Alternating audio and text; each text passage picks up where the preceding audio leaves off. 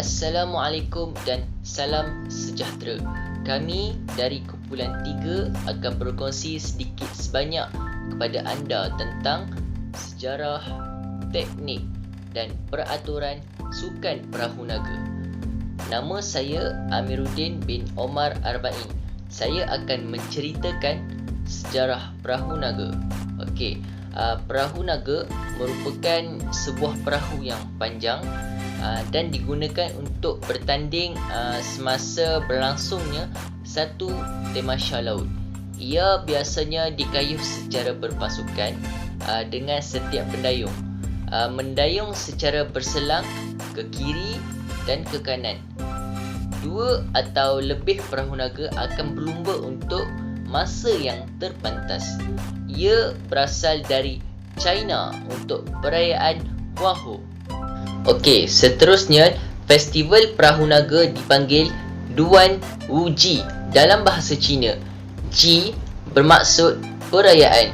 Teori yang paling popular tentang asal-usul perayaan adalah bahawa ia berasal dari peringatan seorang pengail Petrem yang hebat, iaitu bernama Huan. Sejak beberapa tradisi terkenal, perayaan ada sebelum Huawan. Asal-usul lain perayaan juga telah dicadangkan. What do you do? Mencadangkan bahawa perayaan ini mungkin berkait dengan naga kerana 2 aktiviti beralih tempur, perlumbaan pun dan makan zongzi. Ia mempunyai hubungan dengan naga. Pandangan lain ialah festival itu berasal dari pantang larang hari kejahilan atau dikenali sebagai hari kejahatan. Bulan kelima kalender lunar China secara tradisi dianggap sebagai bulan yang jahat, dan kelima bulan adalah hari yang murung. Jadi banyak pantang larang telah dikembangkan, termasuklah pada hari ini.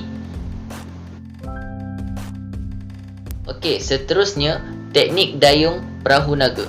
Terdapat 7, iaitu yang pertama, dayung maju, dayung mundur, dayung geser kanan, dayung geser kiri, dayung kanan mundur, dayung kiri mundur, dan yang terakhir, berhenti.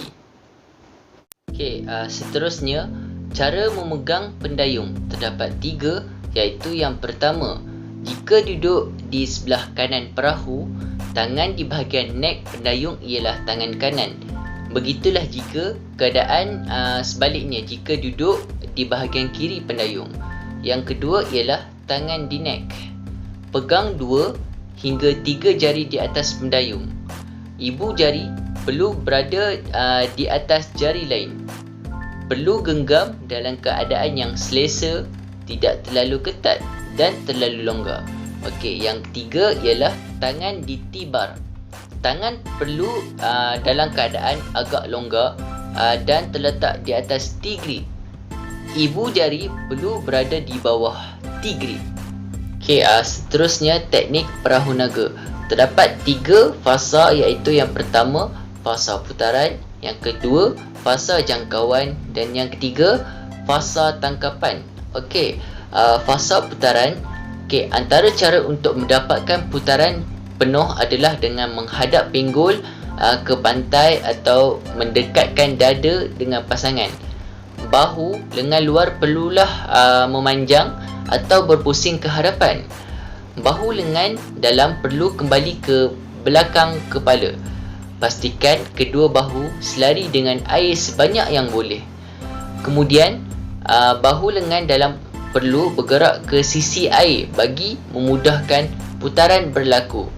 Sepanjang fasa putaran, pinggul perlu berada dalam keadaan lurus, kepala ke atas dan dada dilepaskan. Putaran membolehkan jangkauan yang maksimum dicapai. Seterusnya, fasa jangkauan. Untuk melakukan jangkauan, bahu luar perlu dilanjut ke hadapan. Tubuh condong ke hadapan, manakala posisi lengan mendayung luar seperti menarik busur dan anak panah. Kedudukan jangkauan ini akan menentukan putaran tubuh badan. Apabila tubuh badan diputarkan ke depan semasa dayung sudah memasuki air, maka badan akan berputar semula pada posisi normal.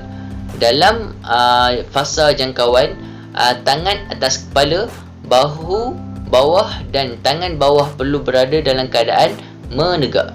Jika dilihat dari pandangan sisi, seolah-olah akan ada garis lurus dari tangan atas melalui bahu ke pinggul. Posisi bingkai A-frame merupakan posisi yang tepat untuk mengatur strok pukulan semasa fasa jangkauan. Yang terakhir, fasa tangkapan. Ketika berada dalam fasa ini, pendayung tidak perlu diputarkan kerana akan mengurangkan keberkesanan strok pukulan. Semasa memasukkan pendayung ke dalam air, pemain perlu memusingkan badan dan lanjut ke hadapan. Setelah berada dalam keadaan yang betul, turunkan tangan ke bawah sehinggalah bilah pendayung dalam keadaan 45 darjah. Terus pusingkan badan dan jaga kedudukan tangan semasa menurunkan pendayung. Tenggelamkan pendayung dengan menggerakkan tangan atas ke bawah. Setelah genggam sepenuhnya, pendayung akan selari atas dan bawah serta selari dengan kapal. Seterusnya, pergerakan dan teknik mendayung. Terdapat 3 posisi, iaitu yang pertama posisi pedal, posisi dan pergerakan badan, dan yang ketiga posisi dan pergerakan tangan. Okey, posisi pedal, pastikan blade pedal berada di dalam air. Kedudukan pedal mestilah berada dalam keadaan tegak semasa mendayung dan berkedudukan di atas pinggang. Okey, yang kedua, posisi dan pergerakan badan. Okey, sentiasa memastikan kedudukan betul-betul pada tepi dinding perahu. Kedudukan pinggang mestilah dipusingkan supaya bertentangan dengan air. Pusingan pinggang perlulah mengikut arah kedudukan badan. Okey, yang ketiga, posisi dan pergerakan tangan. Kedudukan tangan perlu berada dalam keadaan lurus semasa mendayung dengan kedudukan 45 darjah pada permukaan air. Tangan yang memegang shawl perlu menarik air, manakala tangan yang memegang grip perlu menekan ke dalam air. Okey, cara memegang pedal: meletakkan grip pedal pada tapak tangan yang sesuai. Pastikan ibu jari pada kedudukan grip dan 4 jari lain menggenggam bawah grip. Tangan yang lain memegang shawl dengan ukuran 1 genggam dari neck. Okey, yang terakhir adalah peraturan bagi perahu naga. Sebelum perlumbaan, pastikan semua ahli mencukupi dan sihat tubuh badan. Seterusnya, pastikan setiap peralatan mencukupi dan memakai jaket keselamatan. Selain itu, para peserta bersedia di garisan mula yang ditetapkan. Di samping itu, perahu-perahu hendaklah beratur lurus. Akhir sekali, bagi pasukan yang melewatkan permulaan akan diberikan amaran. Kali kedua akan diskualifai.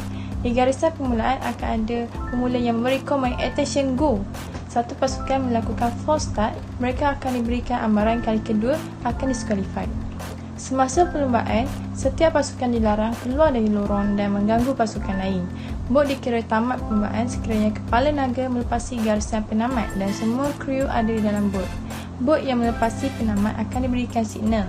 Pengadil di garisan penamat akan menentukan keputusan berdasarkan bot yang terawal sampai di penamat. Para peserta perlu mula semula jika terdapat perahu berlepas awal dari isyarat mula. Jika ingkar amaran kedua, penyertaan akan terbatas serta-merta. Sekiranya terdapat peserta yang tidak mematuhi arahan dan terkeluar, amaran yang diberikan adalah sebanyak 2 kali. Selepas perlumbaan, pasukan pertama yang berjaya ke garisan akhir dengan masa terpantas akan dijulang sebagai juara dan pemenang yang ditentukan oleh juri bakal menerima hadiah. Itu sahaja, sekian, terima kasih.